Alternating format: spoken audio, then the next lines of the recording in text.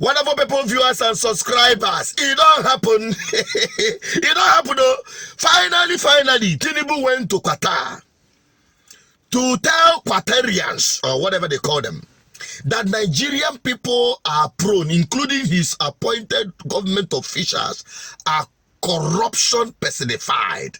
No be my mouth, you know, go take Yaram. Hear it from Jagaban himself. Don't overbribe. And if it's taken from you, revert to us. Don't give.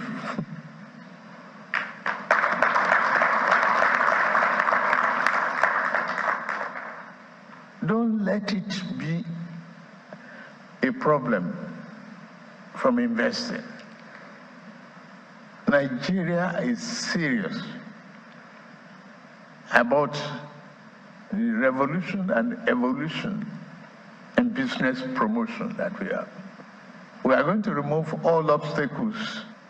We have done so much within 9 months. And I'm assuring you, it's easy. Free in, free out. Oh, that one is just by the way. Now, apart from that, the guy carry baggages of contradictions, baggages of confusion and controversy. When he traveled to Qatar at the expense of Nigerian taxpayers' money, at the expense of Nigerian, he took his sons alongside with them as what? What I'm saying is that first Nigerians complained that they should not have been on the delegation. But I think the person that gave a proper analysis of this situation, if their father is paying for them to be there, fine.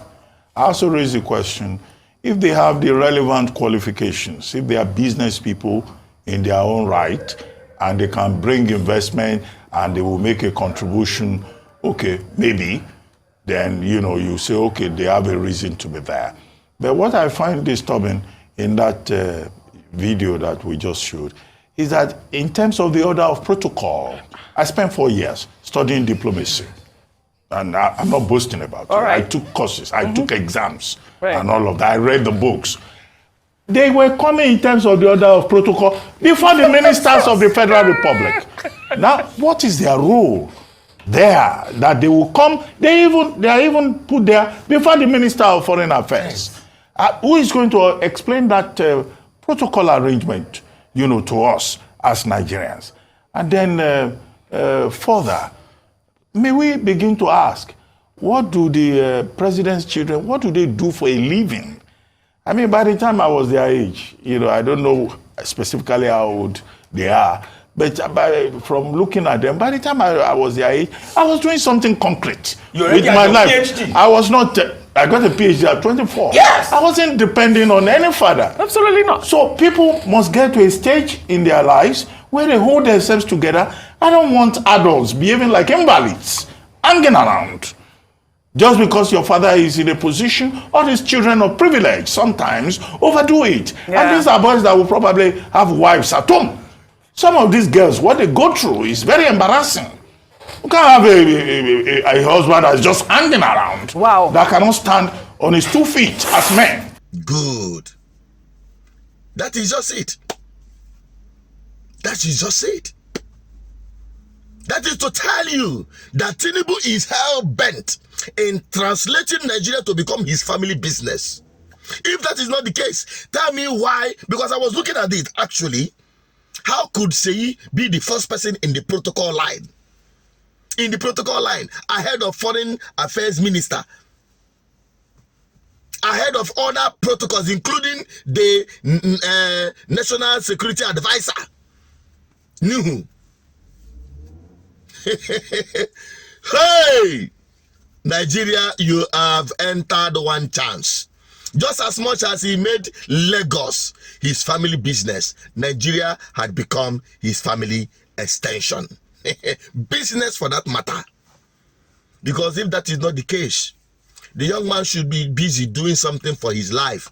I know he's a privileged son of a man who have amassed so much money. So much money. I'm not going to be here to tell you how he was able to do that. Those of you who knows his history should be able to tell us more on the comment section if you like. But not before my mouth, go take yaram. Say, Nigeria don't enter one chance on top this matter. What's your take on this about Tinubu's going to Qatar? But before I wrap it up, I want to remind Tinubu one thing, because as the voice of the people and as the advocate for good governance, the Archbishop of good governance, I must tell you this truth. You cannot fight corruption if you have not fixed the most important aspect of public utilities, especially among civil servants and public servants. When your medical service is being taken abroad, you yourself as the president, your ministers goes abroad, their children goes abroad, your officials goes abroad for medical treatment, and as a result of the failure of Nigerian medical system, they must continue to amass so much money to be able to afford that medical trip abroad. That is what is driving corruption. So you are an architect of corruption itself. That is the truth. Take it or leave it. Except you are committed to start being treated or going for medical service in Nigeria here and stop this medical tourism abroad, which has become the tradition. No, that is the truth. Tell me how you can explain that. And it trickles down the entire system. Tell me how you can explain a medical servant, or a public servant or civil servant trying to take care of his medical bills in Nigeria. That is not affordable and not sustainable. We're no longer talking about medical. What about schools? Many of the politicians, their children are studying or studied abroad. What happens to Nigerian university? Because they are all dilapidated. The Nigerian school system is a glorified, never do well institution that shun out unproductive people that doesn't solve any problem. Nobody will talk say Nigerian graduates are useless, bundle of lazy people, reading courses that cannot solve any problem in the society, outdated courses, copy and paste system. Now you want to take your children to the countries that does proper education, and you expect them not to be corrupt. When everybody is struggling in Nigeria to take their children to private schools, how do you expect them to survive or sustain their livelihood through your minimum wage, which is 33,000, by the way? That cannot, the minimum wage that cannot take them home. The take home that cannot take them home. The minimum wage that is choking the living, choking life out of the living. That is the truth. So that is the breeder of corruption. We're no longer talking about transport system.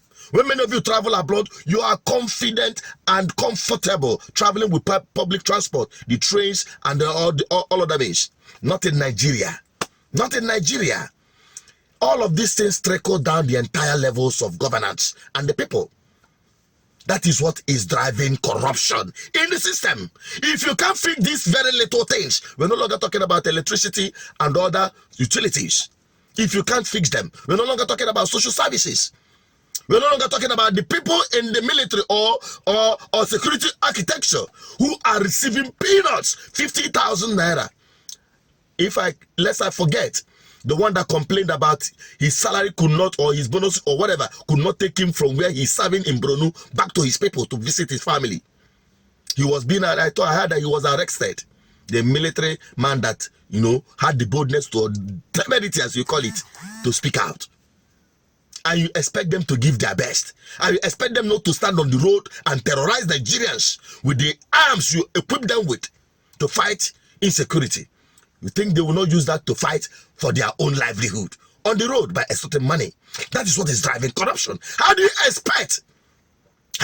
expect these people looking at you, the Qatarians or the Qatar, whatever you want, any foreign investor, when they see that the Nigerian public utilities are not working, they are all dilapidated, even you, the political class, doesn't even have confidence or use your public utilities, your schools, your healthcare system, your transportation system. When they see you, you travel in motorcade like though you are going on a warfare. 30, 40, 50 motors in one fleet. And you expect them to come and invest, and you're talking about corruption. You're just deceiving yourself, and that is the truth. And you know it. That is even the fact. You know it. So let me just end it there, because this whole thing is making us look like we are just deceiving ourselves, and that is exactly what it is. But GGM will tell you this truth. Take it or leave it. If you like, hit the ground running and start doing the right thing, or continue deceiving yourself. The world is watching. It's just like a madman dancing naked on the street, thinking that nobody sees him. The world are looking at you, and the shame we have become as a country. What's your take on this, my people? Help me share this video until Jagaban himself gets this message, because this message is directed to him. Now me talk him. If you want, make una come picking it up. I dey ready to go down that 6 feet of your DSS cell. I know they fear them. Now to tell you the truth, and this is the truth that will set every Nigerians free, including yourself, from bad governance. Because you are not going to stay there forever. After some years, after 80 years, you must leave office, and you become an ordinary Nigerian. And Nigeria will continue happening to every one of us. Help me share this video, my people. Nigerians, it is a call for our survival as a people. Bye-bye for now.